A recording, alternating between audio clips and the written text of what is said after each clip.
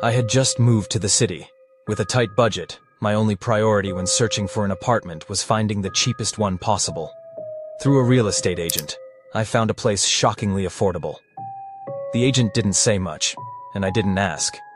As long as it was cheap, it was fine. The day I moved in, the sky was gloomy and gray despite no sign of rain. The entire neighborhood felt unsettlingly quiet. No one stood outside their houses chatting, no children were playing. But what struck me the most was my building. Whenever people walked past it, they quickened their steps, avoiding looking directly at it. I found it strange, but as soon as I stepped inside, I became even more confused.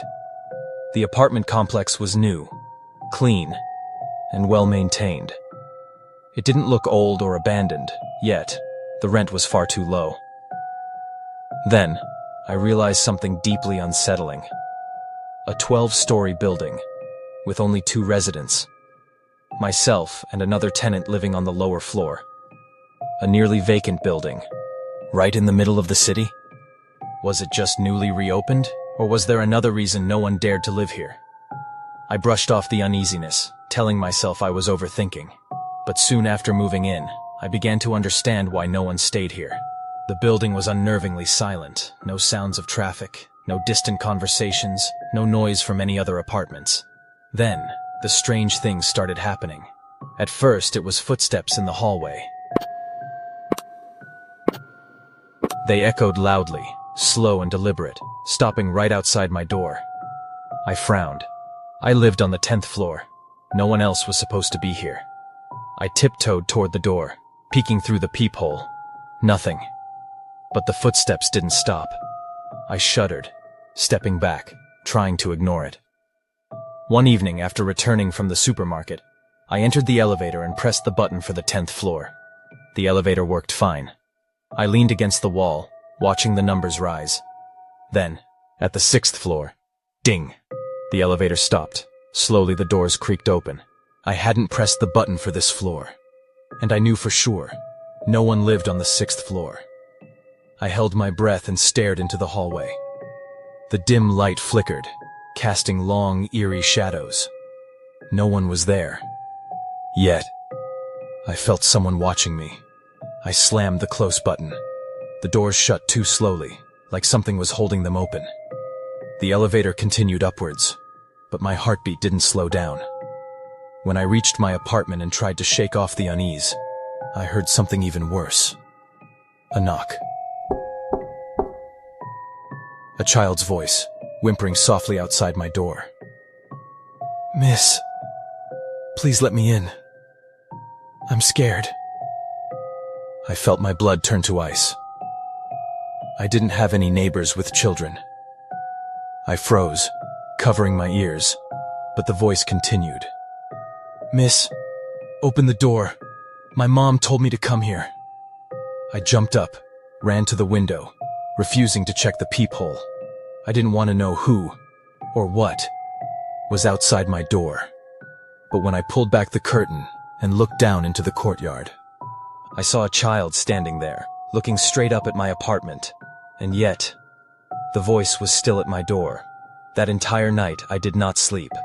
I turned on every light, pulling my blanket tight around me, staring at the ceiling. Then, at 2 a.m., the fire alarm went off. I jumped in terror. The piercing alarm rang through the empty building, but no one else came outside. There were only 2 people living here, so who set off the alarm? I froze, unsure whether to run or stay put. Then, my room light flickered wildly. I looked up, and my heart stopped. On the ceiling, right above my bed, a black figure was crawling. A shadowy, twisted body, its limbs impossibly long, clinging to the ceiling like an insect. Its head tilted from side to side, as if it was searching for something. I couldn't scream. I couldn't move. Then, it turned its head toward me. Its face was empty. No eyes. Just a wide, gaping mouth that stretched into an unnatural grin. At dawn, I packed my things immediately. Before leaving, I stopped by a nearby convenience store and hesitantly asked about my building. The shopkeeper's face immediately paled. She pulled me aside and whispered, "You're brave, living there alone." I felt a chill run down my spine. "What do you mean?" I asked. She gave me a strange look. "That building. There was a fire years ago. Almost 100 people died. Only a handful survived." I felt my stomach drop. "But why is it still being rented out?" She sighed. "It was abandoned for years. Then some developer bought it cheap, renovated the outside, and tried to lease it out." She lowered her voice. "But no one stays." My throat went dry. I rushed back to my apartment, packed the rest of my belongings, and left. I didn't care about losing my deposit or breaking my contract. I just needed to get out. As I stepped outside the building, I turned for one last look.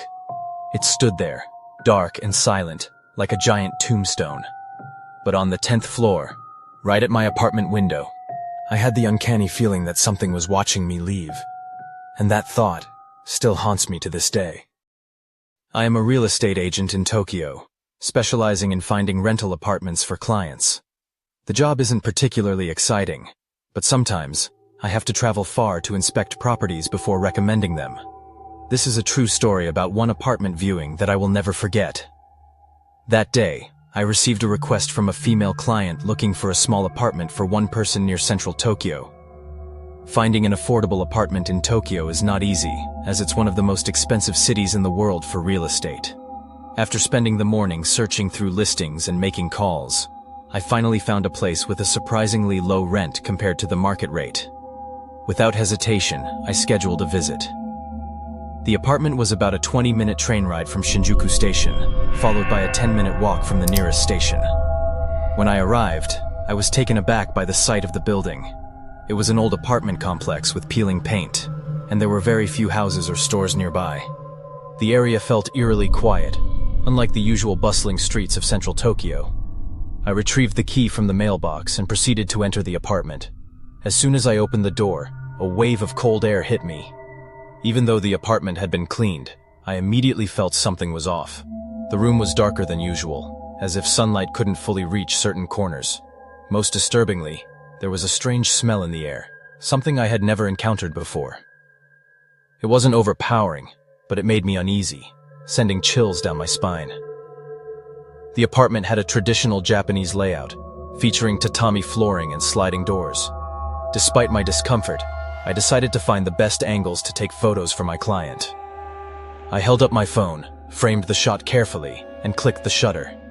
Click. Checking the photo, I noticed a strange blur in one corner of the room. Thinking it might be a camera shake, I steadied my hand and took another shot from the exact same angle. Click!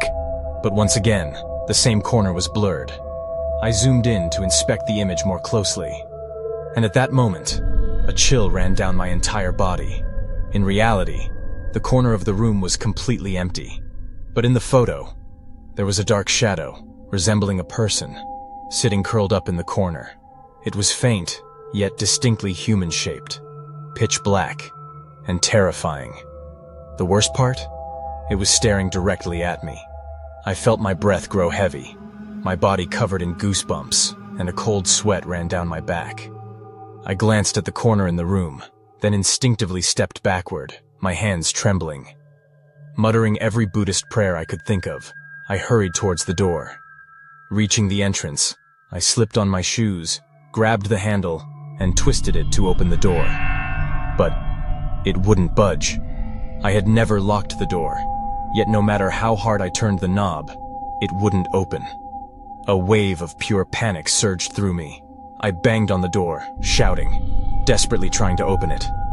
I don't know if some divine force heard my pleas, but after several attempts, the door suddenly swung open. Without a second thought, I bolted outside, sprinting at full speed for nearly 100 meters before finally stopping to catch my breath. Once I had calmed down, I decided to call the landlord. At first he was evasive, simply saying that the apartment had been vacant for a few years. But when I pressed him further, he finally sighed and revealed the truth. The previous tenant hanged himself in that room. No one knew until months later when they discovered the body. I felt my stomach drop. Since then, no one has stayed there for long. People come to view it, but most refuse to move in. I swallowed hard and turned to look at the apartment building. The unit was still completely dark, as if no light had ever entered it. I don't know what I saw in that photo, nor do I dare confirm if it was real. But one thing made my blood run cold. I reopened the photos on my phone to check once again. The image was still the same, but the shadow in the corner was gone. Not faded, not distorted, just completely gone, as if it had never been there in the first place. Or as if it knew I had seen it. I quickly turned off my phone, trying to shake off the thought. Could it be that it didn't want anyone else taking its place, so it tried to scare me away? I can't say for sure, but one thing is certain. This was the most terrifying experience I've ever had in my years as a real estate agent. A few years ago, I was part of a close-knit group of 6 friends, 4 men and 2 women. Among them, Andrew and Bella, Chris and Diana were 2 couples, while David and I were just colleagues. We often hung out together, but everything started to change when Andrew, Bella, Chris and Diana decided to move in together. They found a beautiful 2 LDK apartment near the city center, surprisingly affordable. The landlord, an elderly Chinese woman, was very easygoing about renting, which I found a bit odd. But since they had found a stable place to stay, I didn't question it much. David and I lived separately but occasionally visited. At first, everything seemed normal. But one day, when we all met up, I sensed something was off. Everyone was still friendly, but David had become unusually quiet, no longer as talkative as before. When I asked him about it, he just shook his head and said nothing was wrong. Half a month later, I heard that Andrew and Bella were having problems. Andrew said Bella had been acting strangely. She often sat alone in a dark room, sometimes left the apartment in the middle of the night, only to return in the morning with no memory of where she had been. She also constantly complained of shoulder and neck pain but couldn't explain why. One night, we all went out for drinks. After a few rounds, when Bella and Diana went to the restroom, Andrew sighed and confided in us about Bella's changes. I noticed David tense up, his face pale, but he still remained silent. It was getting late, and Andrew suggested that we all stay over at their apartment for the night and head home early in the morning. I thought nothing of it, but David seemed reluctant. As we approached the building, he froze at the entrance, hesitating as if he wanted to say something. I walked in first, calling him to follow. My first impression of the apartment was that it was modern and stylish, but something about it felt heavy and cold. We all sat down to chat, but David remained silent, his head lowered, saying nothing. This was unusual since he was normally the most talkative among us. I asked him if he was okay, and he quietly replied that he was just tired from drinking too much. The next morning, when we were alone, David suddenly told me we should convince the others to move out. I was shocked, asking why, but he refused to explain and changed the subject. 3 days later, I heard from Chris that Bella had kicked Andrew out of their room, insisting on being alone. Chris and Diana tried to intervene, but Bella screamed at them angrily, completely out of control. I immediately confronted David about it. This time, he didn't stay silent. "You all need to leave that apartment. You shouldn't stay there." Andrew and I pressed him for answers, and finally, David revealed the truth. "I know saying this might get me involved too, but we're friends, and I can't just watch this happen. That apartment, it's filled with heavy, dark energy. The last time I visited, I saw a female spirit sitting on Bella's shoulders, but I was too afraid to say anything." A heavy silence filled the room. David continued, "I have a gift. I can see spirits. I could have trained to become an exorcist, but I didn't want to. I just wanted to live a normal life." Andrew was stunned, and finally opened up about how much Bella had changed since moving in. David was certain Bella was possessed. The only solution was to perform an exorcism immediately. We decided to contact a well-known exorcist, someone David was familiar with. When he heard the story, he insisted on visiting the apartment himself. As soon as he arrived and stood in front of the building, he shook his head grimly. "This place, the energy is too heavy. There's more than one spirit here." His words sent chills down our spines. We decided to find the landlord, hoping to learn more about the apartment's past. At first, she refused to speak, but after some persuasion, she finally admitted. "A couple used to live in that unit.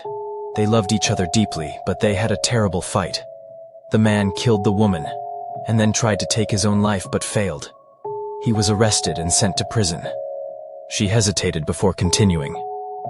I don't know what happened after that, but ever since the apartment was left vacant, no one has ever stayed long.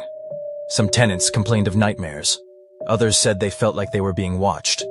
And some even saw things they shouldn't have seen. I never believed in ghosts, but since no one wanted to rent it, I lowered the price. A deep chill ran down my spine. The exorcist took a deep breath before saying, "If we don't act now, things will only get worse." No one objected. We stepped into the elevator, heading towards Bella's apartment. The apartment was eerily silent when we entered. Bella was sitting on a chair in the middle of the room, her head hanging low, hair covering her face. She didn't react when we walked in. The exorcist pulled out a set of prayer beads and a handful of talismans. As he lit incense and began chanting, Bella's body stiffened. Then, she laughed. A dry, unsettling laugh, like wind howling through an empty hallway. She slowly lifted her head. Her eyes were completely white. Then she tilted her head at an unnatural angle, her neck bending like she had no bones.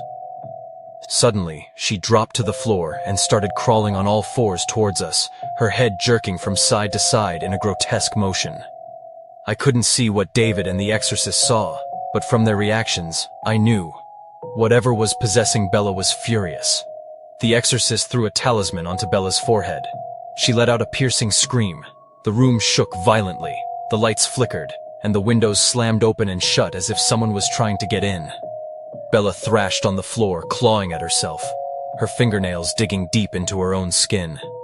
The exorcist continued chanting, drawing a circle of salt around her. Bella's screams grew weaker and weaker. And then, she collapsed. Bella slowly regained consciousness, her eyes back to normal, her body trembling. We didn't hesitate. We left the apartment that very night. A few days later, everyone moved out. Since then, none of us have ever returned to that building. Bella gradually returned to normal, no longer displaying any strange behavior. Whenever someone mentions the old apartment, we all change the subject, treating it like a memory best forgotten. We still keep in touch, but we're not as close as before. I don't know what's happened to the apartment now. Maybe it's still vacant, or maybe someone else has moved in, but I don't care anymore.